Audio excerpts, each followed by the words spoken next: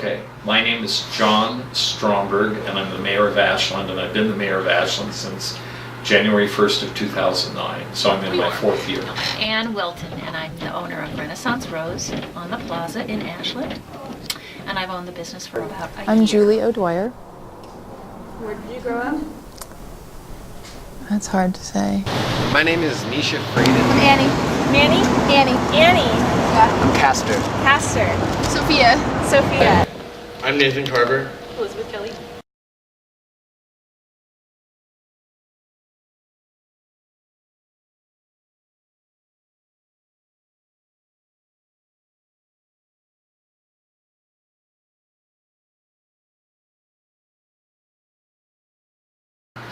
Ashland, in the times in which we're living, is an exceptional place to try to preserve the qualities that made this country, not made it great, but that could make it great.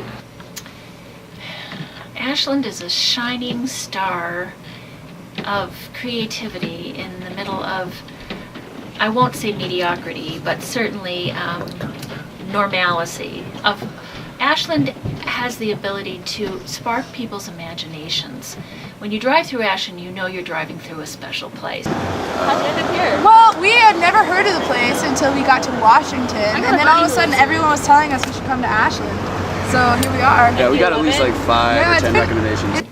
Because it has the university and the theaters in such a small community. I mean, we're what, 20,000 people? That's a lot of culture in a small town, and it just exudes that kind of creativity and energy, messy vitality, you might call it that. I don't know of any other city that has a city band, but I think it is emblematic of Ashland. I think that's part of what makes this town so welcoming, the fact that you can walk around and like know the person who runs the shop where you just bought that kombucha or whatever. It's a very central hub because I'm a traveling entertainer, so between Southern California and Northern Washington, it's kind of the very center point. So that's why I'm here. But yeah, the business is, people come here to get the small town local business kind of vibe, and when they see street performers, it's just more of like a hometown feeling, and I think they really get into that more so than, I've tried to do this kind of thing in big cities, and I feel like it's almost a little more ignored, just mainly, in my opinion, it's because there's so much going on. It's just like another element of just the big city noise kind of. But here, just in general in small towns, people tend to like make more eye contact and like say hey to each other, and I really like that. Come here, you have to come here and actually experience this to get what we're about. And a lot of people who come here, once they experience it, just know that they want to come back. And it isn't necessarily a particular restaurant they went to, or the weather, or a Shakespeare play. They just like being here. And that's because being here, I think, is a lot closer to what normal, healthy society or community experience is like. And it's reassuring, and it helps you feel more centered and more optimistic and more creative. So that's it. Art is part of that, because art is life-giving in certain ways.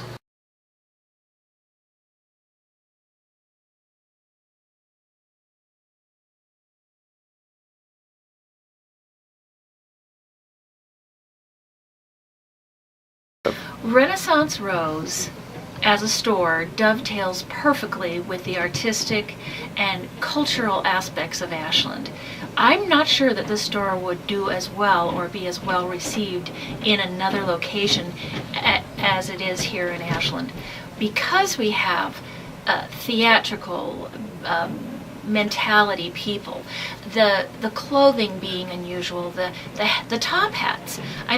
We sell gentlemen's top hats year round, and I'm not sure I could do that if I was living in Weed, or nothing against Weed. We love Weed. Okay, so I'm getting you, you're getting me. The things that really affect our local economy, the crux of it is the quality of living here. And that is something that we have to carefully take care of and cultivate and nurture and help to get better and better, because that's what draws the creative people here who do the various things that make Ashland what it is, that make Ashland this town and this community that we value so highly. But because Ashland has OSF, and because we do have our high school productions, and the Camelot Theater, and the dinner theaters, and just play readings, community theaters, we get people in every day wanting to do something creative with what they're wearing. And it fits very well with Ashland, and especially the theatrical. Musical, too. I think so. For example, at the plaza, if you have dancers there or artists showing off their artwork, they might go see the artwork or something, they hear about it from a friend or whatever, and they see all those businesses down at the plaza or up the street by Jackson's Museum Hotel or whatever. So I think you can just show off businesses like just from around the area. I loved the fire dancers that came last year and set up, I think they had a permit Friday nights, and they would do fire twirling over on the plaza. People could stroll by. There is a window between when dinner time is over and 8 o'clock or 8:30 when the plays start, and a lot of businesses don't stay open. Well, we've made a point of keeping open so that people can have a place to go and enjoy shopping. But the street performers who come out during those hours are a part of the entertainment, and that messy vitality I was talking about earlier. Art and that kind of thing is an integral, deep part of the culture of this community.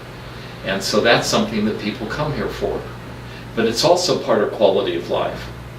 And quality of life is like a core thing for us. Mm-hmm. It draws people here, and it isn't, that's why I was saying, I don't think it's just art, just Shakespeare or whatever, but it's this whole collection of these things that brings people here.